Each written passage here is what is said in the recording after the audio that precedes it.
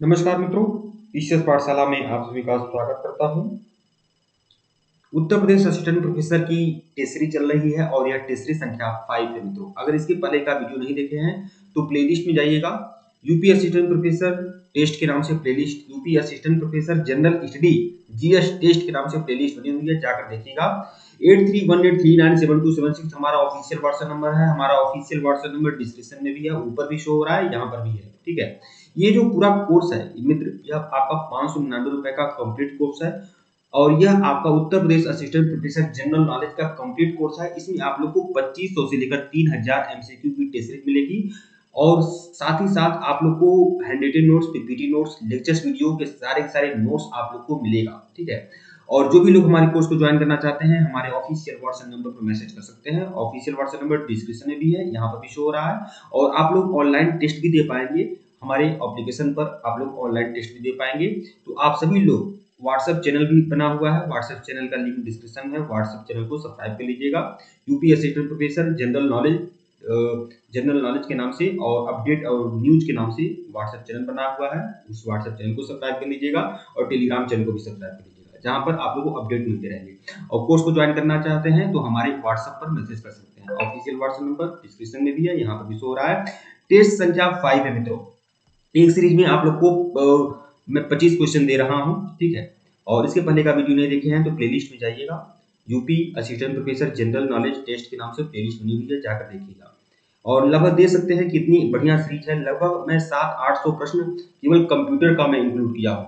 ठीक है, इसी तरह से इतिहास, भूगोल के और भारतीय संविधान, राज्य व्यवस्था के, शोध प्रवृत्ति के, सामाजिक विज्ञान के भी सारे प्रश्न रहेंगे। और लगभग 2500 से 3000 केवल मैं एमसीक्यू दे रहा हूँ, फिर वन लाइनर भी आप लोग को दूंगा, फिर आपको नोट्स भी आप लोग को उपलब्ध कराऊंगा, फिर आप लोग को ऑनलाइन टेस्ट भी दिलवाऊंगा। ठीक है, और ये सभी जो भी कुछ रहेगा ये आपको 599 रुपए के पैकेज में रहेगा। तो जो लोग हमारे कोर्स को ज्वाइन करना चाहते हैं व्हाट्सएप पर मैसेज कर सकते हैं। आइए शुरुआत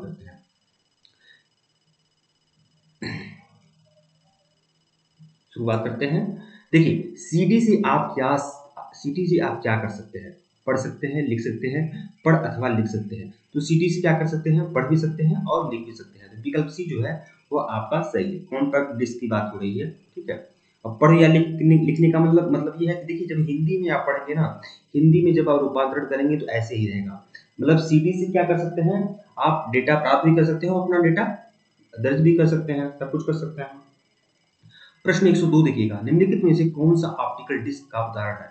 ऑप्टिकल डिस्क का उदाहरण क्या है? तो डिजिटल वर्सटाइल डिस्क, ये आपका ऑप्टिकल फाइबर की उदाहरण है। विकल्प सी जो है आपका सही है। प्रश्न 103 देखिएगा, कौन सी डिवाइस प्रोग्राम और डाटा के बीच का अंतर समझ सकती है?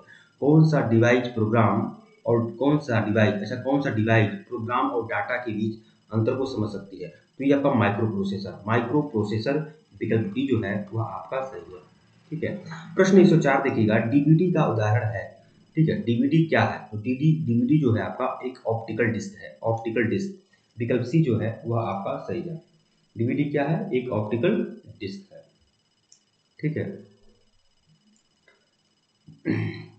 प्रश्न 105 देखिएगा, कंप्यूटर की प्रमुख मेमोरी को क्या कहा जाता है? कंप्यूटर की जो प्रमुख मेमोरी होती है उसे क्या कहते हैं? उसे हम प्राइमरी मेमोरी भी बोलते हैं, आंतरिक मेमोरी भी बोलते हैं और प्राथमिक स्टोरेज भी बोलते हैं। ये सभी, ठीक है, विकल्प डी, ये सभी। प्रश्न 106 देखिएगा, डिस्क को ट्रैकों और सेक्टरों में विभाजित करने की प्रक्रिया क्या कहलाती है? अब ये जो डिस्क होता है ना ऐसे, तो इसमें ट्रैक भी होते हैं। ठीक है, ये सब ऐसे जो होता है वो ट्रैक होता है। ठीक है, और फिर ऐसे जो होता है वो सेक्टर होता है। तो आप समझ लीजिए, तो इसे कहते हैं फॉर्मेटिंग, इसको फॉर्मेटिंग कहते हैं।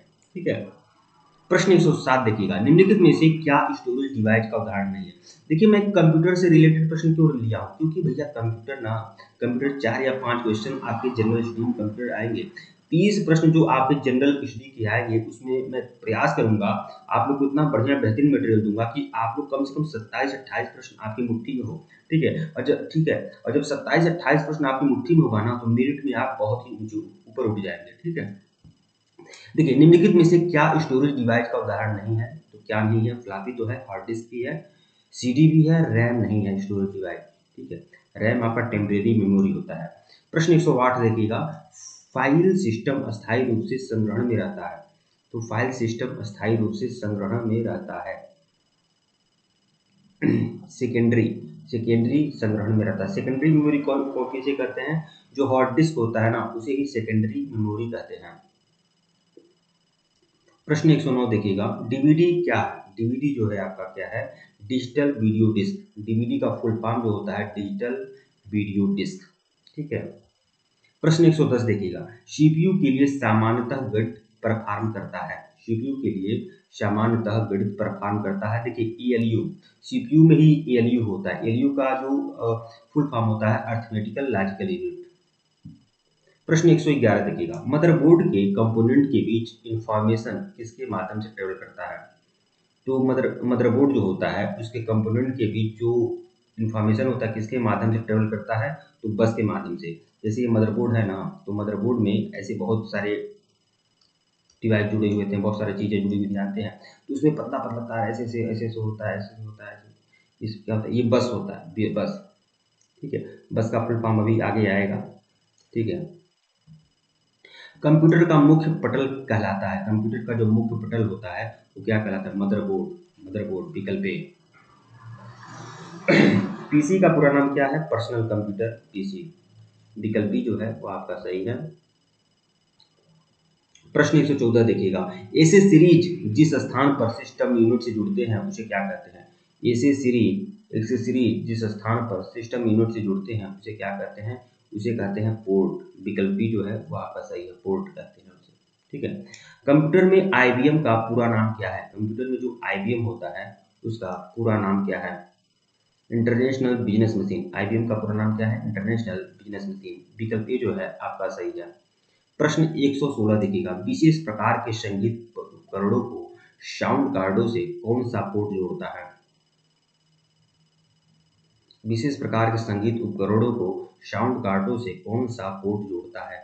तो एमआईटीआई। विकल्प डी जो है आपका सही है। प्रश्न 117 देखिएगा, संपूर्ण कंप्यूटर प्रणाली के लिए संप्रेषण नियंत्रित करता है। संपूर्ण कंप्यूटर प्रणाली के लिए संप्रेषण नियंत्रण करता है मदरबोर्ड। मदरबोर्ड विकल्प ए जो है आपका सही है। प्रश्न 118 देखिएगा, डिस्क को पढ़ने के लिए प्रयोग में आने वाला हार्डवेयर है। डिस्क को पढ़ने के लिए प्रयोग में आने वाला जो हार्डवेयर होता है वो क्या कहलाता है? तो यह डिस्क ड्राइव। अब देखिए डिस्क तो होता है, जैसे सीडी हो या डीवीडी हो या हार्ड डिस्क हो, तो इसको पढ़ने के लिए जो ड्राइव काम करता है उसे डिस्क ड्राइव कहते हैं। ठीक है।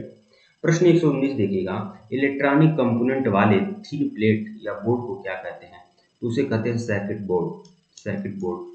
विकल्प डी जो है आपका सही है। प्रश्न 120 देखिएगा, एक्सटेंशन कार्ड किसमें इंसर्ट किए जाते हैं? एक्सटेंशन कार्ड किसमें इंसर्ट किए जाते हैं? तो स्लॉट में। स्लॉट में इंसर्ट किए जाते हैं। विकल्प सी जो है आपका सही है। प्रश्न 121 देखिएगा, कंप्यूटर की घड़ी की स्पीड की गणना किसमें की जाती है? कंप्यूटर की घड़ी की स्पीड की गणना किसमें की जाती है? बिट में। बिट। सबसे छोटा क्या होता है? बिट होता है। फिर उसके बाद बाइट होता है, फिर आपका किलो बाइट, फिर मेगाबाइट, गीगाबाइट, ऐसे फिर टेराबाइट ऐसे होता है। प्रश्न 122 देखिएगा, मदरबोर्ड में क्या रहता है जो मदरबोर्ड पर सीपीयू को दूसरे पुर्जों से जोड़ता है? तो वो रहता है सिस्टम बस। सिस्टम बस। विकल्प बी जो है आपका सही है।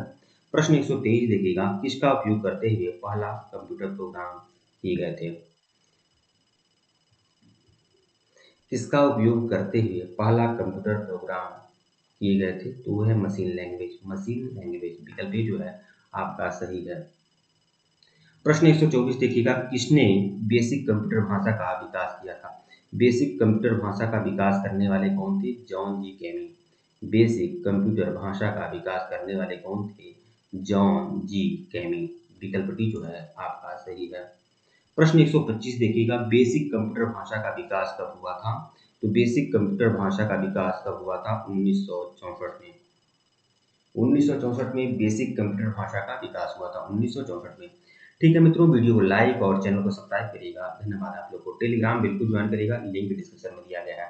तो देखिए यह सभी मोस्ट इंपॉर्टेंट प्रश्न मैं आप लोग के लिए लाया हूँ। ठीक है।